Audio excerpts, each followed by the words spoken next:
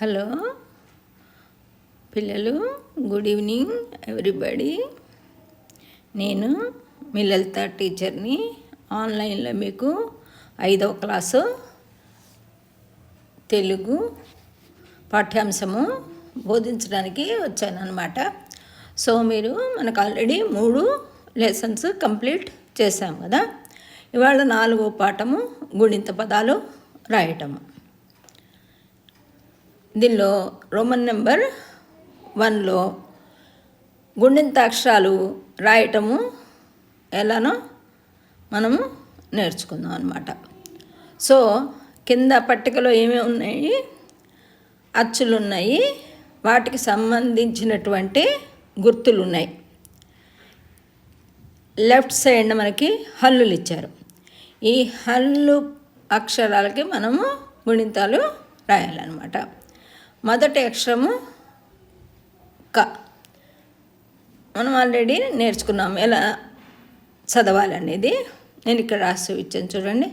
క, కకు దీర్ఘమిస్తే కా, క గుడిస్తే కి, కాకు గుడిచ్చి దీర్ఘమిస్తే కీ, కాకు కొమ్మిస్తే కు, కాకు కొమ్ము దీర్ఘమిస్తే కు, కాకెత్వమిస్తే కే, కాకు ఏత్వమిస్తే కే, కాకు ఐత్వమిస్తే కై, కాకు ఉత్వమిస్తే కో, కాకు ఓత్వమిస్తే ఓ, కాకు ఔత్వమిస్తే కౌ, కాకు సున్నా పెడితే కం.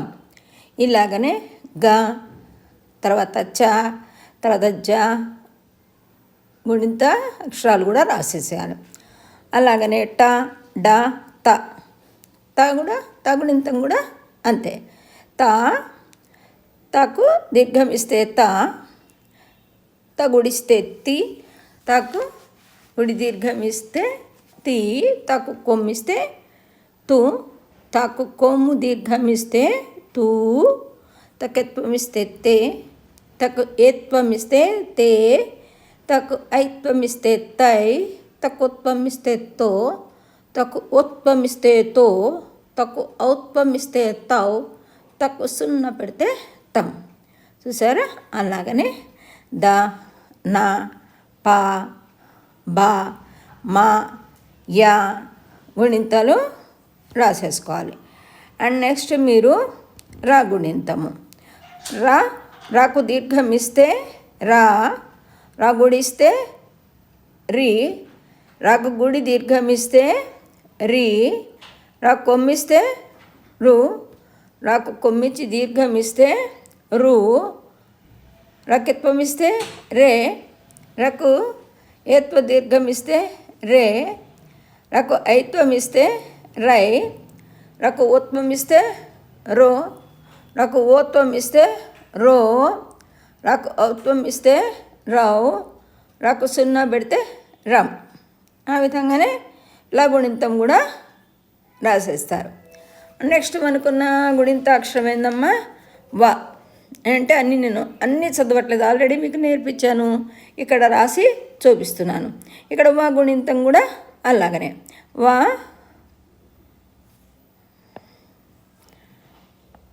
వాకు దీర్ఘమిస్తే వా, వా గుడిస్తే వి, వాకు గుడిచ్చి దీర్ఘమిస్తే వి, వాకు కొమ్మిస్తే ఉ, వాకు కొమ్మిచ్చి దీర్ఘమిస్తే ఊ, వాకెత్వమిస్తే వే, వాకు ఏత్వ దీర్ఘమిస్తే వే, వాకు ఐత్వమిస్తే వై,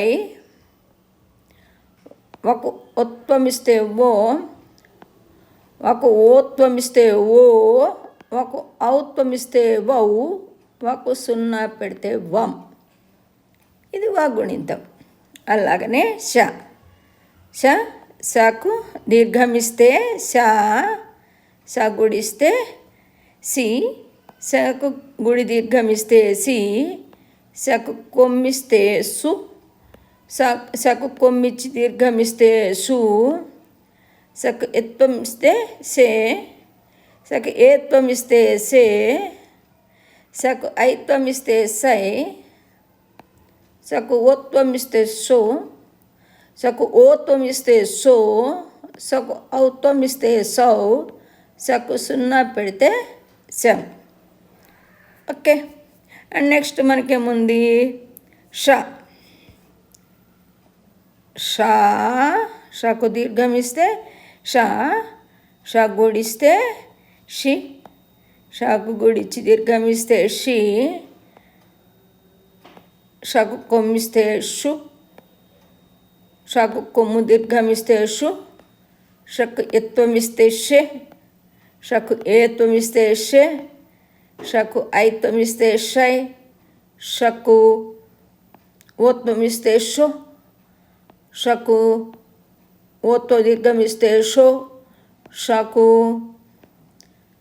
ఔత్వం ఇస్తే షౌ, షక్కు సున్నా పెడితే షం. సో ఆ రకంగా మీరు రాసుకోవాలన్నమాట. తర్వాత స. సకు దీర్ఘం ఇస్తే స, స గుడిస్తే సి, సగు గుడిచ్చి దీర్ఘం ఇస్తే సి, సగు కొమ్మిస్తే సు, సగు కొమ్ము దీర్ఘం ఇస్తే సు,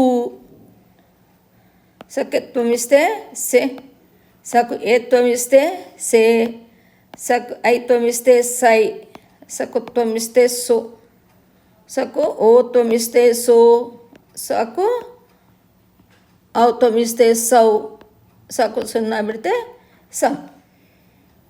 హ. అలాగనే హ గుణింతం. హ,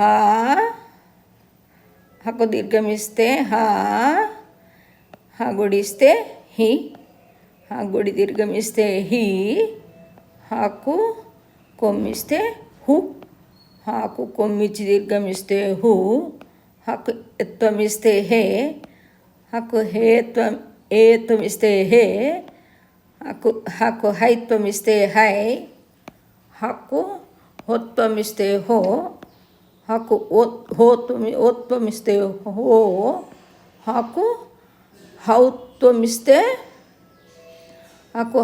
ఇస్తే హౌ, హకు సున్నా పెడితే హం. అండ్ నెక్స్ట్ ళ. లకు దీర్ఘం ఇస్తే ళ, లా గుడిస్తే ళి, లా గుడి దీర్ఘం ఇస్తే ళి, లా గుడిస్తే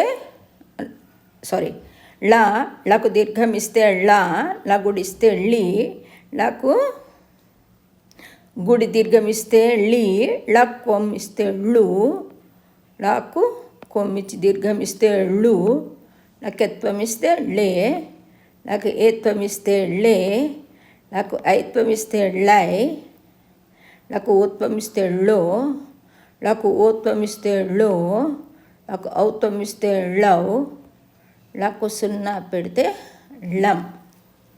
సో ఇలాగ మనము గుణింతాక్షరాలు రాసుకోవాలి. ఈ గుణింతాక్షరాలు రాసుకున్న తర్వాత మళ్ళీ వేరే బుక్లో కూడా మనము ప్రాక్టీస్ చేయాలి. ఎన్నిసార్లు మనం ప్రాక్టీస్ చేస్తే అన్నిసార్లు మనకి మరింతగా గుణింతాక్షరాలు అర్థమయ్యే అవకాశము ఉంటుంది. ఎవ్రీడే కూడా మనకు వచ్చేంత వరకు మనము అక్షరాలన్నీ ప్రాక్టీస్ చేస్తూ ఉండాలన్నమాట. సో మనము రోమన్ అంకె 2 కింద పక్షులు, జంతువుల బొమ్మలు చూడండి, పేర్లు రాయండి అని ఇచ్చాడు. చూడండి కింద ఏమేమి ఉన్నాయో వాటిని చూసి పేర్లు రాయాలన్నమాట. ముందర ఏముందమ్మా, ఆవు, నేను రాసాను చూసారు, అలాగ రాయాలి. ఆవు. నెక్స్ట్ ఉడుత, నెక్స్ట్ ఎలుక. అంటే మీరు రాసేటప్పుడు దేనికి ఏ అక్షరానికి ఎలా రాయాలో చదువుతూ రాశారనుకోండి మీకు ఇంకా త్వరగా వస్తుంది. ఇక్కడ ఆవు అని రాసాము, ఆకు దీర్ఘం ఇస్తే ఆ, వా కొమ్మిస్తే ఊ, ఆవు అని చదవాలన్నమాట. అలా చదివారంటే మీకు గుణింత అక్షరాలు త్వరగా వస్తాయి. అలాగనే నెక్స్ట్ ఇక్కడ ఉన్న బొమ్మ పేరేంటి, ఉడుత. అంటే డా కొమ్మిస్తే డు త, ఊడుత అని చదవాలి. అండ్ నెక్స్ట్ ఎలుక, ఏ లా కొమ్మిస్తే లు క, ఎలుక అలా చదవాలి. అండ్ నెక్స్ట్ బొమ్మ ఏంటి ఇక్కడ ఉంది, ఏనుగు, ఏ కొమ్మిస్తే ఏ, నా కొమ్మిస్తే ను, గా కొమ్మిస్తే గు, ఏనుగు అని చదవాలన్నమాట. అంటే మీరు ఏం రాస్తున్నా ఆ అక్షరం ఎలా రాస్తున్నారో మీరు చదివితే మీకు గుణిత అక్షరాలు తెలుగు త్వరగా వస్తాయి. నెక్స్ట్ ఉన్న బొమ్మ ఏమిటమ్మా, కోడి, కకు కారాసి కకోత్వం ఇస్తే కో, ఒత్తు దీర్ఘం అనమాట అది, కో డా గుడిస్తే డి, కోడి. నెక్స్ట్ వన్ కుందేలు, ఇదేంటి బొమ్మ, కుందేలు. మీరు ఎలా రాయాలి కుందేలుని, కొమ్మిస్తే కు, సున్నా కుం, దాకు ఎత్వ దీర్ఘమిస్తే దే, కుందే, లా కొమ్మిస్తే లు, కుందేలు అని చదవాలన్నమాట. అండ్ నెక్స్ట్ మొసలి, మొసలే కదా, ఈ ఒకత్వం ఇస్తే మో, సా లా గుడిస్తే లీ, మొసలి. నెక్స్ట్ వన్ రామ చిలుక, రాకు దీర్ఘం ఇస్తే రా, మా చగుడిస్తే చి, లా కొమ్మిస్తే లు, క, రామ చిలుక. మీకు ఇష్టమే కదా రామచిలుక అంటే. నెక్స్ట్ వన్ చేప, చకేత్వ దీర్ఘం ఇస్తే చేప, చేప అన్నారు. నెక్స్ట్ వన్ మేక, మేక, మకేత్వ దీర్ఘం ఇస్తే మేక, మేక. నెక్స్ట్ వన్ చూసారా ఇదేంటి, సింహం, సగుడిస్తే సి, సున్నా సిం, హా ఆకు సున్నా పెడితే హం, సింహం. పాము, పాకు దీర్ఘమిస్తే పా, మా కొమ్మిస్తే ము, పాము. అండ్ నెక్స్ట్ వన్ నేను బొమ్మమ్మ ఇది నెమలి, అకెత్వం ఇస్తే నే, మా లా గుడిస్తే లే, నెమలి. నెక్స్ట్ వన్ గాడిద, గాకు దీర్ఘం ఇస్తే గా, డా గుడిస్తే డి, దా, గాడిద. అండ్ నెక్స్ట్ పావురం, పాకు దీర్ఘం ఇస్తే పా, వాకు కొమ్మిస్తే ఊ, రాకు సున్నా పెడితే రం, పావురం. నెక్స్ట్ వన్ ఏమమ్మా కొంగ, కక్కు ఒత్తొమ్మిస్తే కో, సున్నా గా, కొంగ. ఇవన్నమాట. సో ఇలాగా రాసుకోవాలి ఈ పదాలని, ఈ విధంగా రాసుకోవాలన్నమాట. బొమ్మలు చూసి దాని కింద రాయటం నేర్చుకోవాలి. అండ్ నెక్స్ట్ ఉన్నటువంటి రోమన్ నెంబర్ 3, కింద పట్టికను చూడండి, అందులో ఉన్న రామాయణంలోని పాత్రల పేర్లను వెతికి తీయండి. అసలు మీకు రామాయణం అంటే తెలిస్తేనే రామాయణంలో పాత్రలు మీకు తెలుస్తాయి. ఆల్రెడీ మీ అమ్మగారు మీ నాన్నగారు రామాయణం గురించి చెప్పే ఉంటారు. అయితే ముందర మీకు పాత్రలకు సంబంధించినంత వరకు నేను రామాయణం కథ చెప్తానన్నమాట. ఏ పాత్రలు ఉన్నాయో ఆ పాత్రల వరకే చెప్తాను. మీకు రామాయణం తెలియకపోతే, రామాయణంలో పాత్రలు తెలియకపోతే మీరు ఈ అక్షరాలని గుర్తుపట్టి పదాలను రాయలేరు. కాబట్టి ముందర అసలు రామాయణం ఏమిటో, అందులో పాత్రలు అసలు ఎవరెవరు ఉన్నారో మీకు తెలియాలి. అందు గురించి మీకు రామాయణం గురించి కావలసినంత వరకు పాఠము చెప్తానన్నమాట. రాముడు అంటే తెలుసు కదా, దేవుడని. అయోధ్య నగరాన్ని దశరథ మహారాజు పాలించేవాడు. ఆ రాజుకు 3 భార్యలు, కౌసల్య, కైక, సుమిత్ర. ఆయనకి ఎంతమంది భార్యలమ్మా? 3. కౌసల్య, కైక, సుమిత్ర. మరి ఆయనకి పిల్లలు పుట్టకపోతే ఒక యాగం చేస్తారు. యాగం అంటే పూజ అనుకోండి, యజ్ఞం అనుకోండి, అది చేస్తాడనమాట. ఆయన దశరథ మహారాజు చేస్తే ఆయనకు 4 పిల్లలు పుట్టారు. ఎవరు పుట్టారో కూడా నేను ఇక్కడ చెప్తాను. కౌసల్యాదేవికి రాముడు, కైకకు భరతుడు, సుమిత్రాదేవికి లక్ష్మణుడు, శత్రుఘ్నుడు పుట్టారన్నమాట. వాళ్ళు పెరిగి పెద్ద అవుతారు కదా, అన్నీ నేర్చుకొని. తర్వాత దశరథ మహారాజు పెద్దవాడైపోతాడు కదా, ఆయన తన తర్వాత గొప్పవాడు మరియు దేవుడు మరియు పెద్ద పిల్లాడైనటువంటి రాముడికి పట్టాభిషేకం అంటే మంచి ఫంక్షన్ చేసి రాజుని చేద్దామని అనుకున్నాడనమాట. ఎవరు? రాముని యొక్క తండ్రి అయిన దశరథుడు. అప్పుడు దశరథుడి భార్యల్లో ఒకరు కైక. ఆ కైకకు ఒక పర్సనల్ పని మనిషి ఉండేదన్నమాట. ఆమె పేరేమిటి? మందర. మందర చెప్తుంది కైకకు, రామునికి పట్టాభిషేకము చెయ్యనీయవద్దు, కైక కొడుకైన భరతుడికి పట్టాభిషేకం చెయ్యాలి అని అడగమని దశరథునితో వెళ్ళి చెప్పమని చెప్తుందనమాట. కైక మహారాణి చాలా మంచిది, కానీ ఎంత మంచి వాళ్ళకైనా చాలాసార్లు ఎవరైనా చెడు చెప్తుంటే చెడు చెయ్యాలని అనిపిస్తూ ఉంటుంది. కాబట్టి కొడుకు ఎవరు? భరతుడు.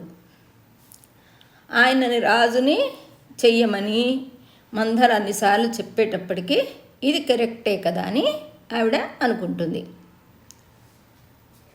అందుకని తన భర్త దశరథుడి దగ్గరికి వెళ్ళి, ఇది వరకు నాకు మీరు 2 వరాలు ఇవ్వాలి కదా అని గుర్తు చేస్తుందన్నమాట. మరి రాజుగారు ఆడిన మాట తప్పరు కాబట్టి సరే ఏమి వరాలు కావాలి అని అడుగుతారనమాట. అప్పుడు కైక మరి మందర అనే ఆవిడ మాటలు విన్నది కదా, అందుకని ఆమె మంచి మనసు కాస్త కఠినంగా మారిపోయింది.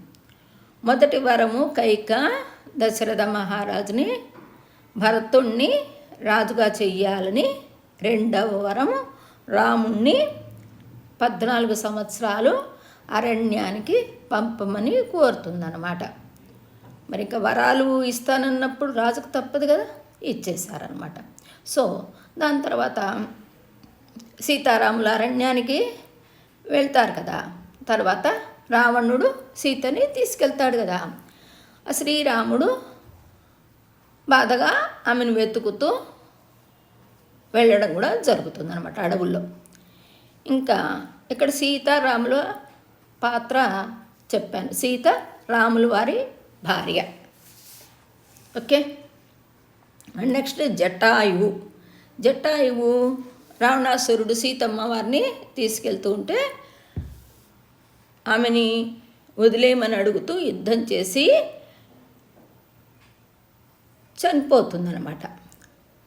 ఆ పక్షి చేసినది ఎంతో చాలా మంచి యుద్ధం. ఎందుకు?